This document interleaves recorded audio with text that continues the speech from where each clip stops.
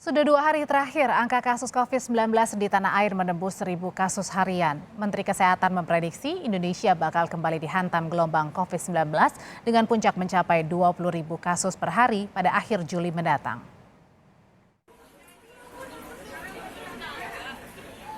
Rakyat Indonesia, siap-siap. Rapatkan kembali masker, terutama jika Anda berada di dalam ruangan. Pasalnya, kasus COVID-19 di tanah air kembali melonjak.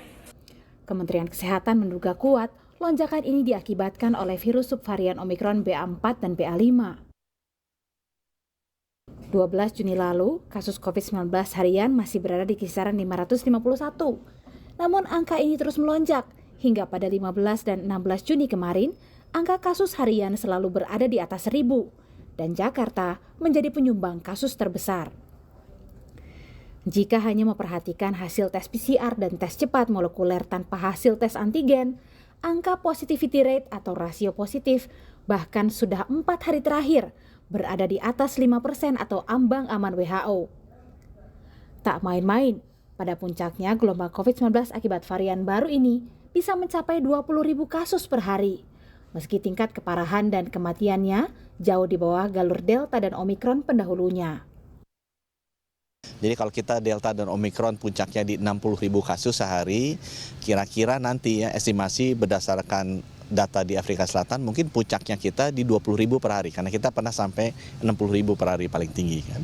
Nah tetapi yang kita perlu lihat adalah bahwa fatality rate-nya atau kematiannya itu jauh lebih rendah. Mungkin 1/12 atau 1/10 dari Delta dan Omikron. Jadi kita percaya bahwa nanti akan ada kenaikan, kira-kira maksimalnya mungkin 20.000 per hari gitu, 1 bulan sesudah diidentifikasi, jadi sekitar minggu ketiga, minggu keempat Juli, dan kemudian nanti akan turun kembali. Tetap waspada, hati-hati di luar, bisa buka masker, tapi kita masuk di dalam kita harus tetap pakai masker. Atau kalau di luar kerumunannya banyak, pakai masker, atau kita merasa badan kita tidak sehat, atau ada yang kita lihat duduk berdiri sebelah kita walaupun di luar batuk-batuk, kita tetap pakai masker.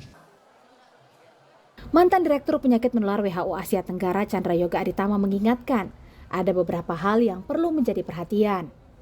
Pertama, dicari dengan lebih pasti penyebab kenaikan kasus dengan 2 cara, yakni memperbanyak whole genome sequencing atau WGS dan melakukan penyelidikan epidemiologi mendalam pada semua atau sebagian besar kasus baru tiap harinya.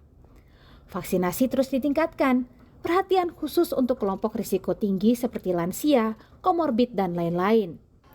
Chandra menambahkan, kenaikan kasus kembali menegaskan bahwa kita masih dalam pandemi dan situasi bisa berkembang secara tidak terduga. Menghadapi musim liburan sekolah, juru bicara Kementerian Kesehatan Muhammad Syahril mengimbau agar orang tua lebih memperhatikan protokol kesehatan saat mengajak anak-anak bertamasya. Kelonggaran memakai masker itu harus dipahami bukan berarti bebas tanpa pakai masker, tapi tetap dianjurkan pakai masker walaupun di luar, manakala kita dalam kerumunan atau banyak orang. Baik. Contohnya kita di konser, di pertandingan sepak bola atau olahraga yang lain, bahkan di wisata. Dan juga ada pembatasan bagi orang-orang dengan komorbid, usia lanjut dan sakit, tetap dianjurkan pakai masker. Libur sekolah itu identik dengan liburan, kan? Betul. Kita kan liburan. Nah tentu saja ini kita himbau kepada sekolah-sekolah maupun orang tua untuk membatasi diri. Artinya begitu sekolah libur, kan kalau dulu ayo kita rame-rame pakai bus ke wisata di mana-mana gitu ya. Saat ini bisa mengendalikan diri untuk tidak dilakukan dulu. Begitu juga orang tua mengajak anak-anaknya liburan ke suatu tempat, silakan, tapi tetap ada protokol kesehatan, kapan dia harus pakai masker, kemudian harus cuci tangan dan seterusnya, Mbak.